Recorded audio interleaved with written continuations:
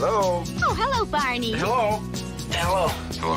Hello. Bonjour. Hi. How you doing there? Yellow. Hello. Hello. Hello. Hello. Hello. Yo. Hello. Hello. Hello. Hello. Well, hello there, my friends. Welcome to episode number 2 of Customer Experience Tales from the Trenches. My name is Marc Mandel, and I'm so thrilled that you're here with us today to spend the next 40 or 45 minutes talking about the work that we both do and love in helping companies to improve their customer experiences. Knowing that this show, Tales from the Trenches, is a brand new show, this is only episode 2 that we've done so far, I thought right out of the gate I would take just a moment to introduce myself to you for those that don't know me already and that of the show. So again, I mentioned I'm Marc Mandel. I've been a long time customer experience guy in this business. And I say long time, I'd say 25 years, maybe a little bit more even, before they even called it customer experience for sure, mostly on the vendor side. But I've been had the opportunity over the years to really link up with some amazing thought leaders and entrepreneurs in this space, some real groundbreaking, trailblazing people. Early in my career, I worked for companies like Strativity Group. We're doing some amazing consulting, transformational consulting. I helped launch a company called Clarabridge in the earliest days for Clarabridge. More recently, you may know me from my work at Allegiance, which is now part of the InMoment organization, or even more recently, companies like Customerville, and most recently, Question Pro, where I ran customer experience for North America. But I'll tell you this, just as a fact, when you work for a company, whether it be any of those companies or any companies that you may be working for, there's an expectation, maybe a said or unsaid expectation, that when you get enthusiastic about a new idea or a product or service, that enthusiasm needs to be limited and focused to your own company. And it imposes this kind of feeling of myopia or kind of tunnel vision, where all you can see and all you can really advocate for is your own company. It creates a really limited point of view, in my opinion. And so a few months ago, I decided to say, you know what? That limited view is really getting in the way of really finding the best work, the best innovation in the world of customer experience. So I decided to take a step back from that job. And instead of having just that limited field of view, that limited perspective of my own company, I can now widen the aperture of that lens and look at the entire industry as sort of my toolbox or my sandbox, and to be able to affiliate myself in different ways with some of the real best and brightest people in the business. And we're going to be continuing to introduce you as my friends here on these calls to those people who I think the world of and who really inspire me. If you think back on the very first episode of the show from last month, I brought a gentleman on named Marc Zides. Marc is one of these people who I really get inspired by, and he's such a brilliant guy in the area of artificial intelligence in customer experience work. Marc is the CEO of a company called Luminoso. If you don't know them, they're up in Boston, Massachusetts, and they do amazing AI work in CX. Check them out on the web, luminoso.com. Now, in thinking about episode 1, last month's episode, I'm going to let you in on a little kind of inside baseball trivia for just a moment, and be a little bit vulnerable in doing this. Like you guys, I've been doing these webinars and podcasts for a long time, but rarely, if ever, have I been on this side of the keyboard, the production side of the keyboard. And I'll tell you, last month going into that show, I was nervous. I could feel the butterflies in my stomach when I was getting ready for the show and starting the camera and getting it going. I was able to put them past it soon enough, but I was so afraid I was going to botch it up and mess it up that I was over focusing on that. But the reality is it turned out pretty good, and a lot of you guys who were there for that very first episode shared very supportive feedback, and I'm thankful to you for the feedback you shared. This show, meaning this program, Tales from the Trenches, is really the show manifestation of this new work that I'm doing. It's this idea of bringing some of those amazing trailblazing people and real thought leaders in the world of CX to you in very practical and applicable ways. Things we're going to talk about are not here to be sales pitches or marketing ideas, but they're really practical things that you can do in your business today, tomorrow, next week, to drive real lasting impact. Again, going into this new work in this new program, today's episode and going forward, we're going to be here to talk about a very important topic around that, and we'll get more to that in just a moment, which is how do we take this idea of our customer experience work that we do and love and embed it truly foundationally as bedrock in our business, and how do we make it lasting and sustainable and impactful by doing that truly thoughtfully. But more on that in a few minutes. I want to take just a moment and spend a couple of minutes here and talk about this concept of a wow moment.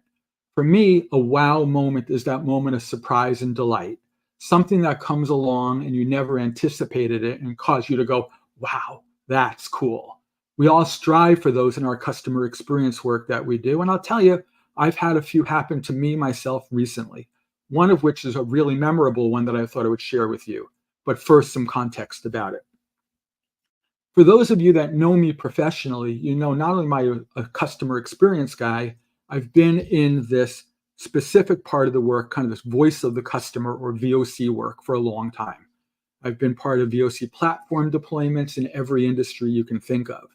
And I could tell you that, back in the old days, 4 or 5 years ago, it could be very practical or realistic to believe you could deploy a survey and get 25, 30% response rates on those surveys. People would take those surveys at least somewhat. But now fast forward to today, August of 2024, those 25, 30% response rates are now lucky to get 5 or 10%. I had a call with a client this morning who said he's getting 4% response rate on his survey. I was like, oh my God, what do you do? I said, there's 96% of your customers putting you in this blind spot of not having any idea what's going on with them. How do you serve a customer in the absence of data? It was probably during the very early days or just before the early days of COVID, I went to a CX conference, and one of the speakers did a workshop on some idea that he talked about in the future. He talked about there's going to be a future where in the absence of direct customer feedback data, we can anticipate our customer needs through things like modeling and AI and prediction. It's almost like he said, having a crystal ball on your desk where you could figure out which customers are going to behave certain ways so you can intervene where you need to, or better service them, or better upsell and cross-sell them, if you anticipate that they might be more likely to accept that offer or behave in other ways down the road in the future. The interesting proposition was to do that in the absence of data. Interestingly enough, it's hard enough to do with data to do that well. Imagine doing without data. And that was his whole thesis a few years ago. Well, fast forward to today, that future like that flying car future when AI is going to tell me what's going on with our customers is here, guys. It's real. And I had my mind blown recently by a company or a couple of companies, but one in particular that's doing this type of work and delivering on this today. I want you to check out a company, and we're going to bring the gentleman who runs that company on one of these calls in a month or two from now. The company is called OCX Cognition. And the gentleman I want to introduce you to, if you don't know him already, his name is Richard Owen. Richard, if you don't know Richard, or maybe his name's familiar, but you can't place him, Richard was the guy, the brains behind a company that used to be called Satmetrics. And if you don't know Satmetrics, they were a VOC platform company, but their real claim to fame was they were the co-inventor of Net Promoter Score along with the guys from Bain Consulting. And Richard built that company and sold that company and temporarily retired. And then he decided to get that band back together and solve this problem of what do you do when you don't get surveys taken anymore? What do you do when 95% or 90% or whatever it is of your customers say, yeah, I'm not going to do that survey? How do you get into the heads, into the hearts of these customers? And Richard has beaten exactly that. I'm not going to get more into this right now, but I want to invite you to check out Richard's company, OCX Cognition, and tell him Marc Mandel sent you. I think you'll be pretty impressed by what you see. Now, let's change gears. I'm going to take just a few minutes here and try to talk about one of my favorite books. I spent a little segment of each of these shows talking about a book, and I have a bunch of these books up on my shelf there. You may remember last month, I talked about a book called Experience Rules by Michael Hinshaw and Diane Majors, one of my favorite books. And some of you guys got copies of this book over the last few weeks as my thanks for being on the show with me. This month, I'm going to talk about a different book. I'm going to talk about a book that talks about a very big topic here, and another favorite of mine that takes a different angle of customer experience. This is called The CX and Culture Connection, Creating a Growth Flywheel by Approaching Customer Experience and Culture Together, by my good friend here in North Carolina, Matt Eagle. What makes this book important to me is that CX-EX connection. I'll say it this way, guys, and just take it as fact. Most companies that I've worked with over the years, they silo off CX and EX. And I think it's a mistake these days to do that. Now, for a lot of reasons that I'm sure are self-evident to some of you, but at the end of the day, if we as practitioners and as CX folks can all accept that customer experiences drive customer outcomes, what drives better customer experiences? And they are, how do we create a culture of service to really unlock our employees to better service our customers? How do we make sure that they know how to do the right thing, the right way, with the right customers? But now the challenge that we're faced with, if you believe the data that comes from companies, I don't know, like the Gallup poll, Gallup is going to tell us that somewhere in the bracket of 75% of the American workforce, they say, is either disengaged or actively disengaged at work. What that translates to is either these are people who are either at work and hating their jobs, or at work hating their jobs and actively looking for a new one. And yet, simultaneous to this, we are reliant on these same people to blow the customers' minds, to really delight them, to really give them the best possible service they can, and not just be sleepwalking through their jobs. There's an utter breakdown there. We can't expect better customer experiences generated or enabled by these employees if they are not in the right frame of mind and enabled and empowered to help. All that said, Matt unpacks that in his book, and he addresses it at the underlying culture level. And what do we do culturally to unlock and enable these people to overcome these challenges and to better serve their customers? It's a terrific book. I suggest you check it out. If you haven't, it's well worth it. Now, guys, we're about 12 or 13 minutes into this conversation already, and I want to really get right to the heart of this meeting. I really want to get to the reason why I've asked you to join me here, and that's to talk about one big topic. And the big topic for today, as you saw in some of the promotion for this show, is how do we make our CX work stickier, more lasting, and ultimately more impactful?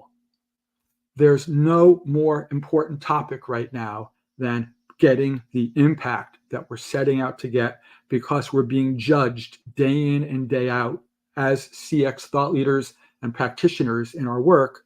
And if we're not getting the results, that we're committing to, I could guarantee you it's just a matter of time until our bosses are going to start looking for the next guy to try to do that work, or worse yet, give up entirely on customer experience.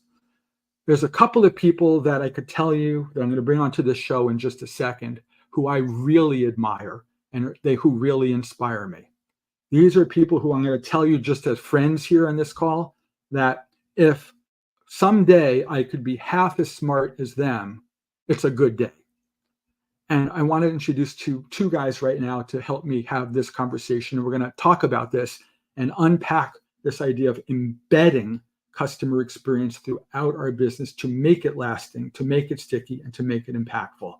I'm going to bring on my friends Michael Hinshaw. And by the way, Michael Hinshaw is the gentleman who helped write this book that we talked about last month, and our friend Eric Smuda. So guys, let me bring you guys into this call and let's go have a good chat. Michael, Eric, thanks for being here. Hey, Mark. Happy to be here. Thanks, Mark. Thanks for being here. It dawns on me as we get this started that while we may all be amongst friends here on this call, some of us that are listening and may not know you guys from some of the great work that you've done. Could I ask each of you, we'll start with you, Michael, just to do a brief introduction for yourself and your business, and we'll go to you, Eric, and then we'll start to unpack the topic together. Sure. Hi, everyone.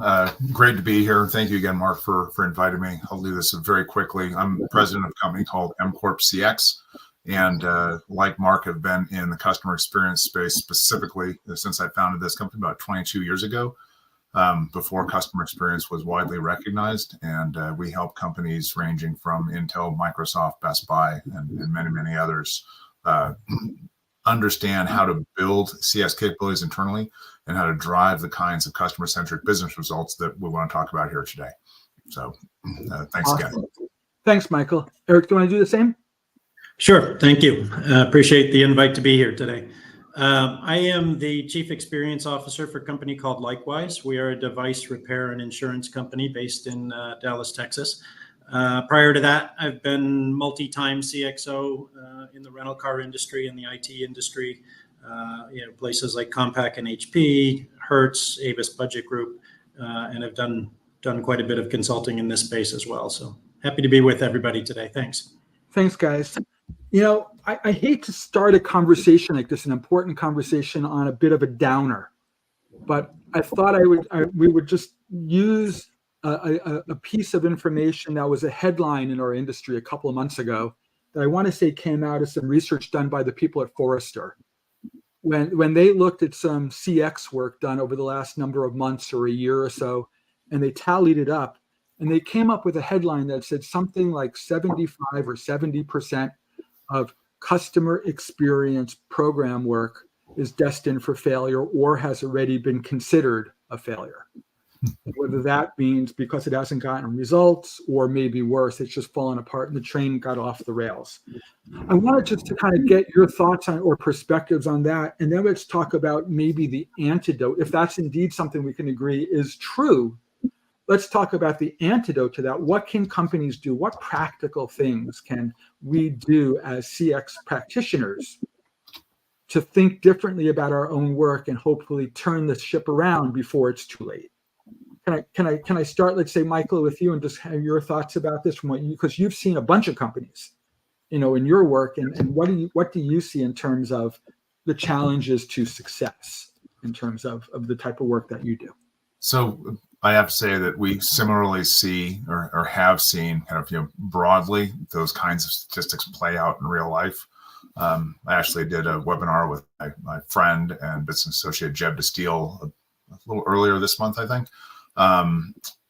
And we did a global survey of CX leaders and about 220 respondents, something like that. And one of the questions we asked was, hey, how confident are you in your ability to measure the impact of your work over the last 12 months? Right. And mirroring to a degree, the stats being, of course, slightly different as all statistics are, right? But directionally aligned, 9% of those respondents were highly confident. 9% can't measure anything. They had no idea what impact they had at all.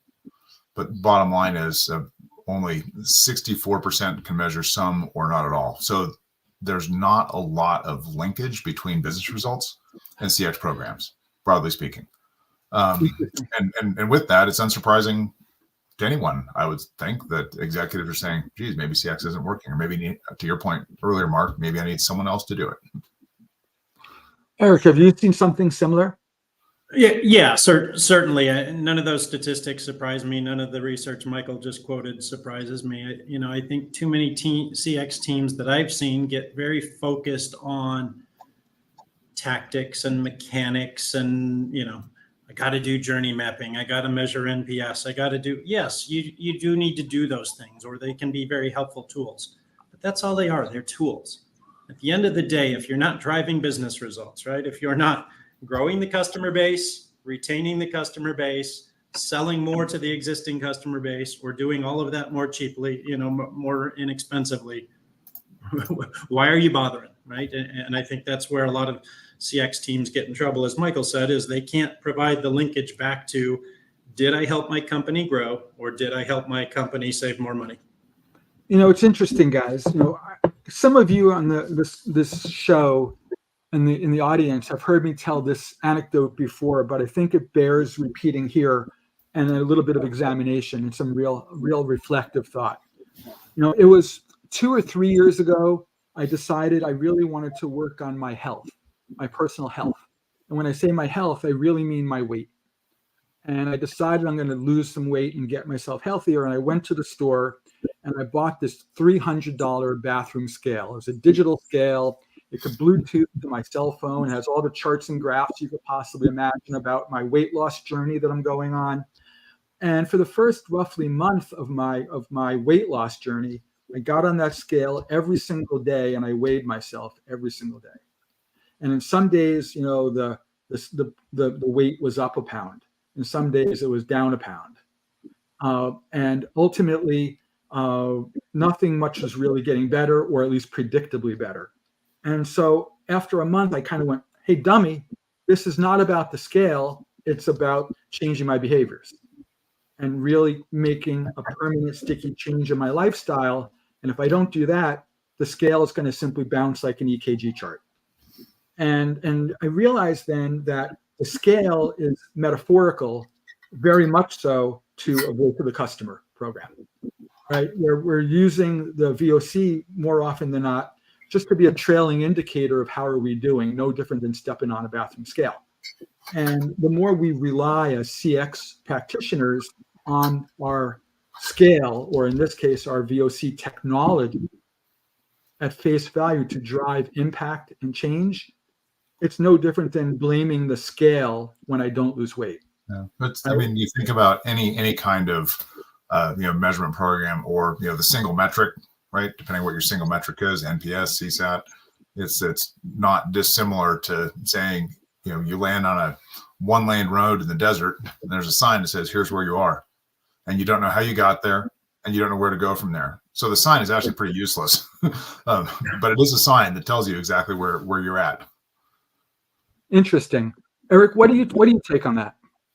Yeah, no, look, 100%. Everything both of you have said here. I think too many programs are focused on whatever their metric is. I use NPS as shorthand. It could be CSAT, could be anything, and the focus is on that number and not what's the relationship to business growth, or whether that's profitability growth or revenue growth or whatever it is. So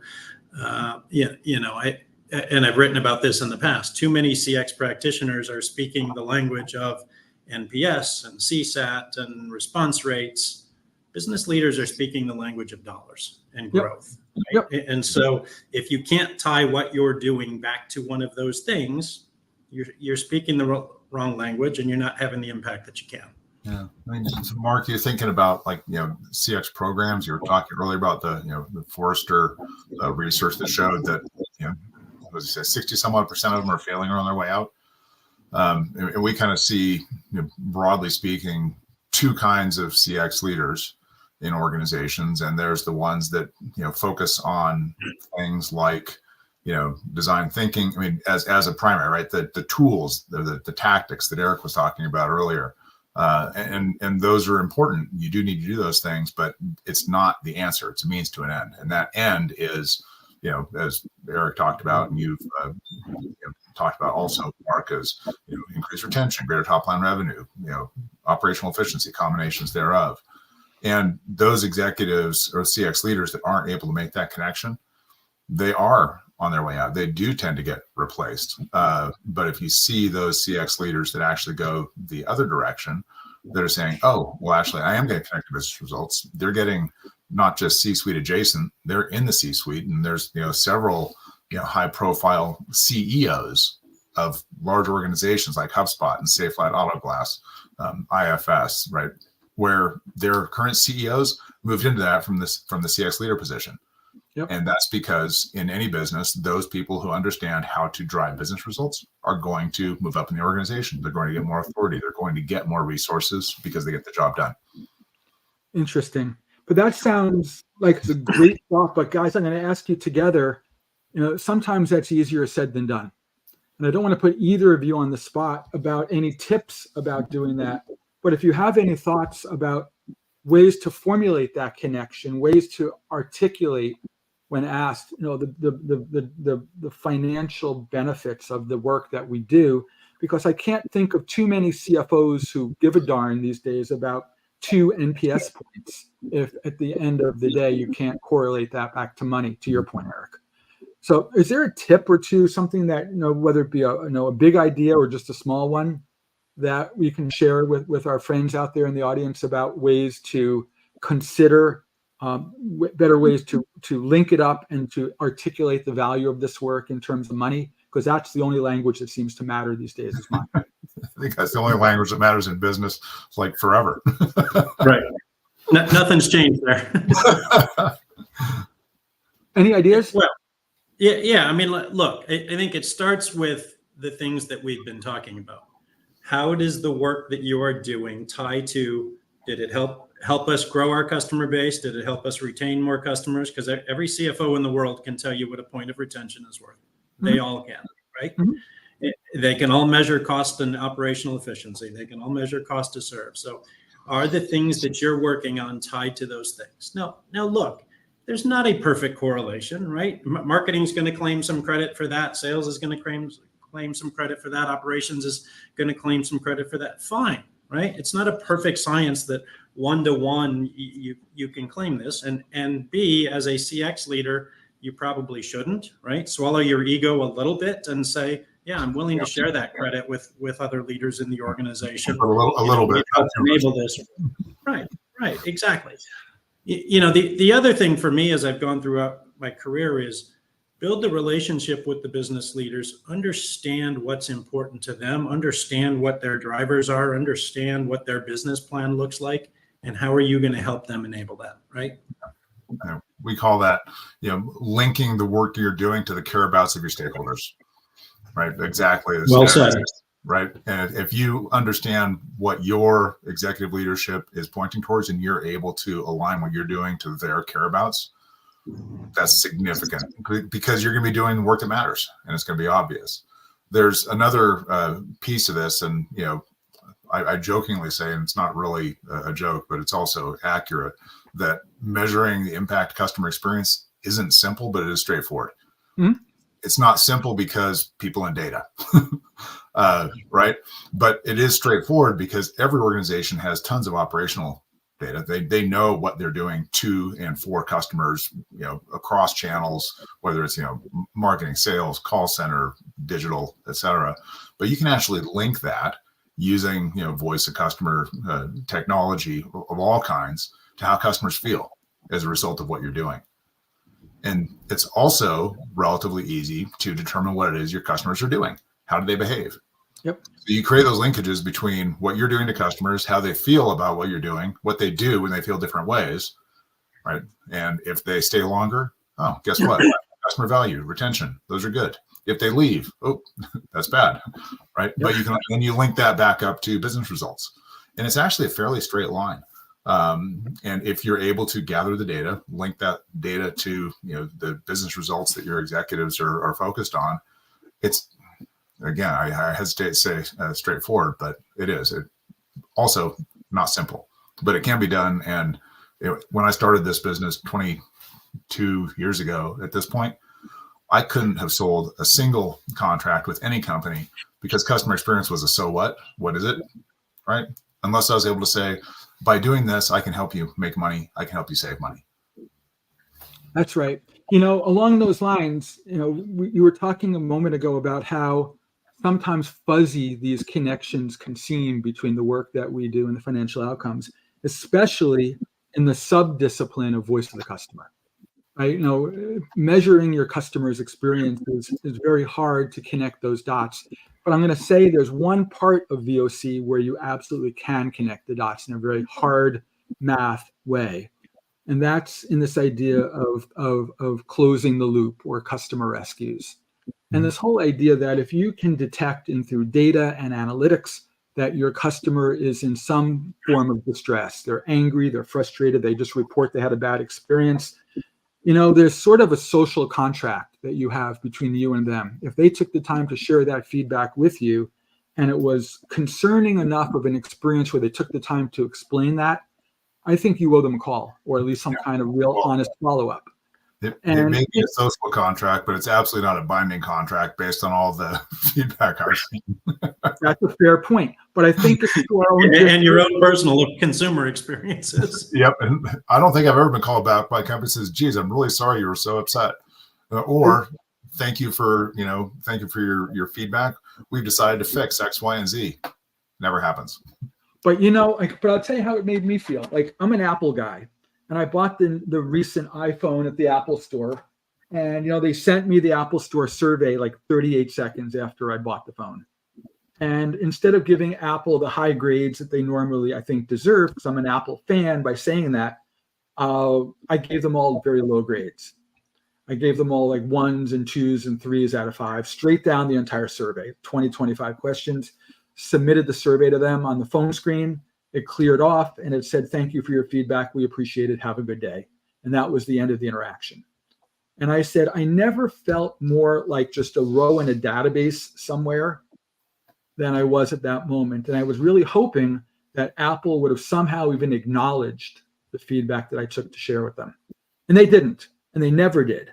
So, not hours later, not days later. Was it actually a horrible experience, or are you straight lining to get a response? I was trying to provoke a response. Okay. And the honest fact, I said I was testing to see if they would follow up with me in any capacity, whether automated or an actual outreach. And there was none. And I said, it feels like they've broken that contract with me of in some ways owing me the respect and time to follow up with me about it. And I could tell you, I've seen in other companies where there is a situation that comes up in some feedback or some data or analytics that you run. When you choose to follow up with these customers thoughtfully, in my experience, at least, you have the high likelihood of taking a bad situation and turning it around. People talk about there's two parts of kind of the net promoter mentality, one of which is very much kind of amplifying your promoters, but also rescuing your detractors.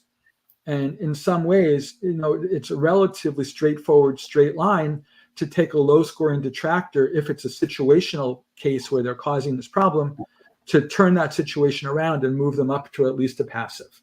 Yeah, I mean, that's one of the things in VOC. There's plenty of studies about this. If you rescue a negative experience appropriately, you're going to end up with a more loyal, higher score customer over time than if you did nothing, right? So that peak end theory, so to speak, right? So we saw that. I did some work for a credit card issuer a number of years ago, and they discovered with us the most loyal customers are the ones who had a problem that was fixed, even more so than those that never had a problem. Right? It was pretty, at the time, I was like, well, so let's just go mess up all of our customers and then go fix them. Right? I mean, it was sort of said tongue in cheek, but that was sort of the point. Yeah. Guys, let's take a few minutes and I'll talk about taking this idea of customer experience and embedding it, making it kind of more systemic in the organization. And I wanted to tell a story that I touched upon the other day in another recent post of mine, and I think it's good to provoke us here.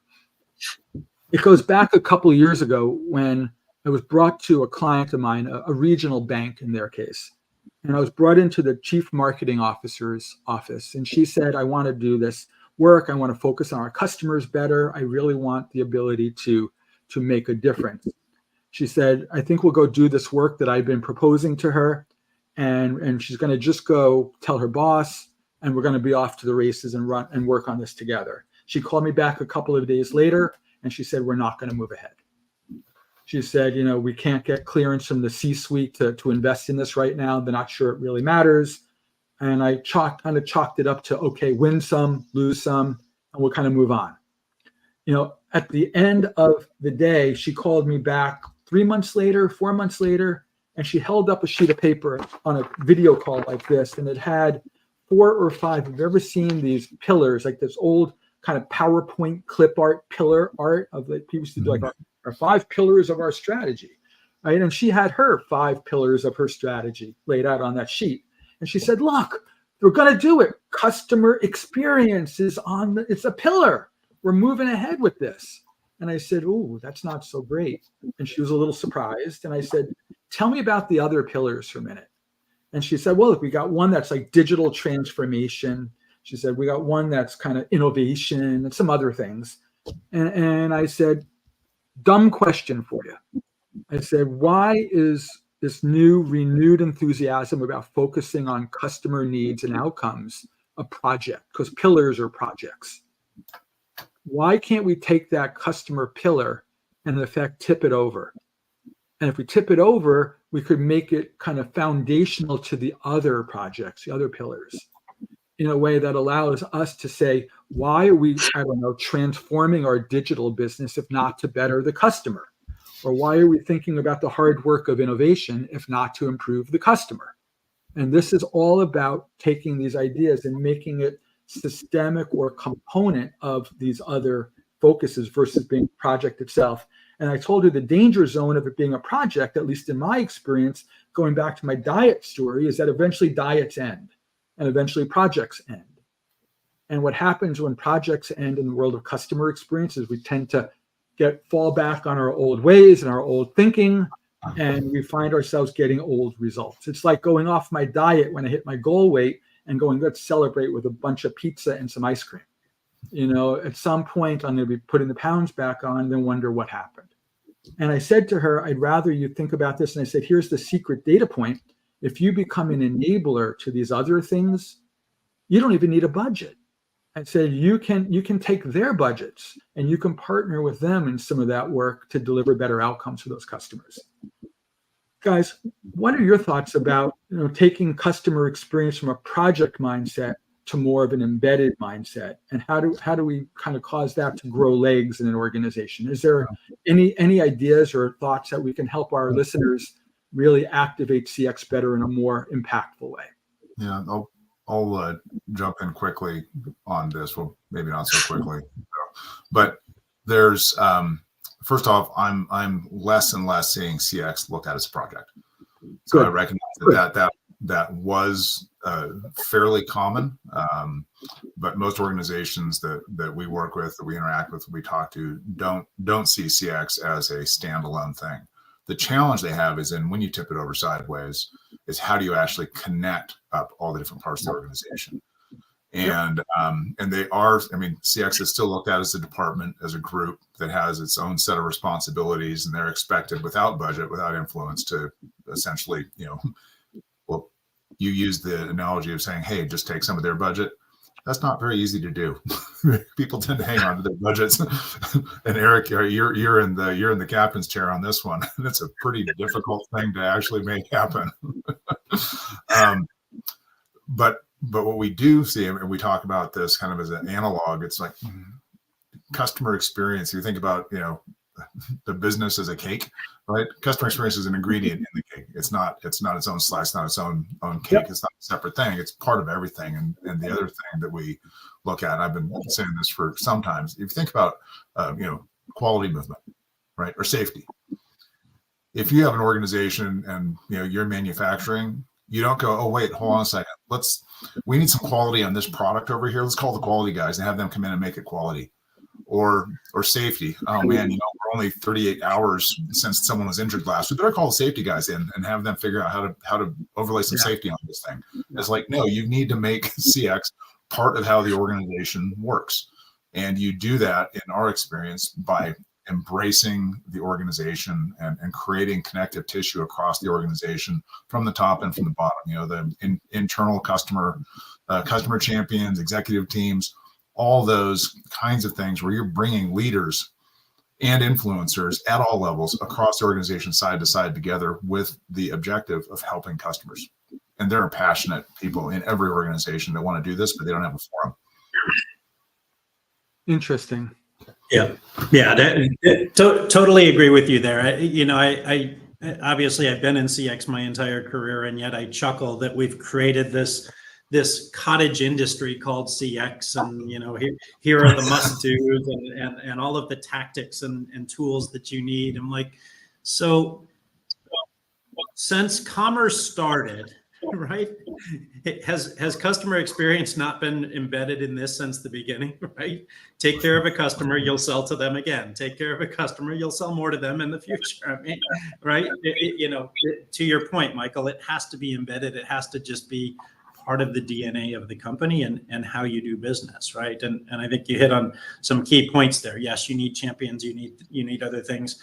I refer to it as governance, right? You need to build a governance model that says, how are we infusing the customer into everything we do? And so stand up a governance council, get your key leadership and people that own the key customer touch points together on whatever the right frequency is, monthly, bi-weekly, whatever it is, and say, hey, What are we championing together across the stovepipes or across the silos of our organization, so that we're infusing the customer in what we're doing here?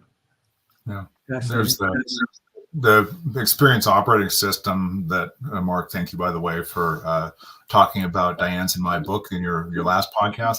But the experience operating system, which is really the framework that we've lined out to help organizations do exactly that, which is embed CX in systematic, consistent, scalable ways. It's centered around human. And oftentimes organizations think about customers as segments rather than people. And it's a broad generalization. There's some truth to that. It's not perfect, but also employees, right? Your people are also human, and understanding that CX EX connection you're talking about briefly in the, when you started this off, that's a critical component of it. And going across the organization brings your people, your humans who work with your organization into the process, and it brings your customers into the process as well. Interesting. Yeah, Michael, I love that, because in my various roles over time, I'm always telling people, hey, don't take your customer hat off when you walk in the door of the organization, right? We're all customers after 5 o'clock or whatever it might be. Don't take that off, right? Would you want to be treated that way as a customer? No. Then why are we doing it, right? So to your point, it goes back to being human and thinking about what do humans want and need and expect. Yeah.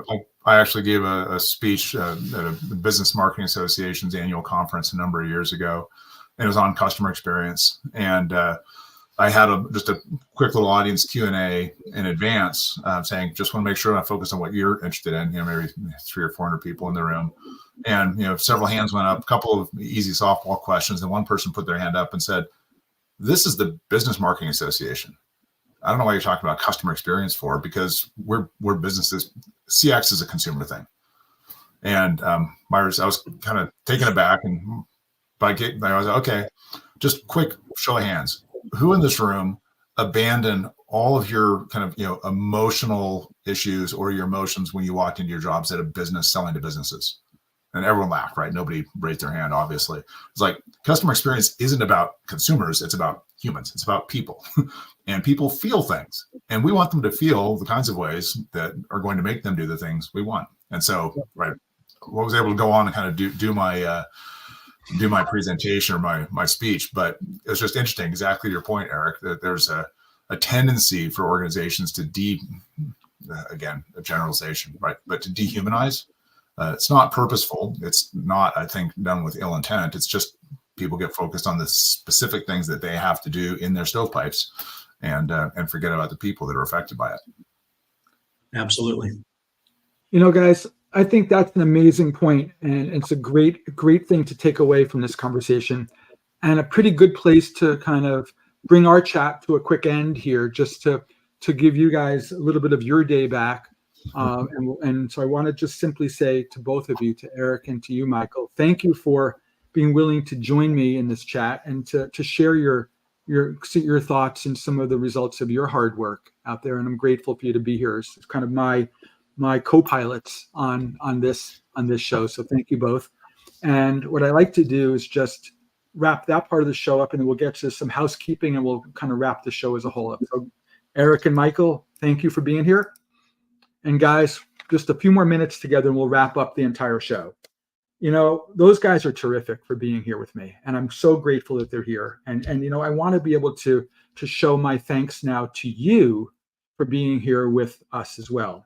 So what I want to do is, I think all good shows need to have a fun kind of giveaway. We gave some books away last month. What I want to do today is take both Michael's book, the Experience Rules book, and my friend Matt's book, the CX and Culture Connection book that I mentioned before, put the two of them together in a box and be able to share some of these with you guys. So we're going to do a bit of a lucky viewer drawing here. We're going to do it at the end of the show, where we're going to take a half a dozen of each of these books and send them to you guys as my thanks to 6 of you guys for being here randomly. So guys, we'll do that. And if you're one of the winners of the pair of books, I'll reach out to you privately, and we'll get a mailing address and mail the books off to you at the beginning of the week. last thing I want to touch on with you guys while we're still here is to simply talk about next month. We have episode 3 of Tales from the Trenches coming next month, when I'm going to sit down and we're going to continue to unpack this idea of CX and EX and how these need to work symbiotically together. You can't have great CX without EX. It's just factually an impossibility. To those ends, I'm going to take the gentleman who wrote this book, Matt Eagle, and he's going to join me on that call in September, along with a good friend of ours. Her name is Audrey Stone. If you don't know Audrey Stone, she's on the employee side of JP Morgan Chase, the huge financial services company. But uniquely, Audrey is in a customer experience minded role in an EX capacity. So she sits right at that line of CX and EX together and how the impact of that is at the bank. So she's going to join us along with Matt Eagle, and we're going to talk about this whole idea of the service profit chain, or said otherwise, happy cows make happy cheese. So until then, friends, we'll see you in the month of September. Dates and times for that call will be coming and posted soon. I hope you join us. It's going to be another great conversation. Thank you again, Michael and Eric, for being here. But most importantly, thank you guys for being on this show with us. I hope you found this to be interesting. I know I did, and I'm so glad that you were here. I'll see you again soon enough. Take care, guys, and thanks for everything. Bye-bye now.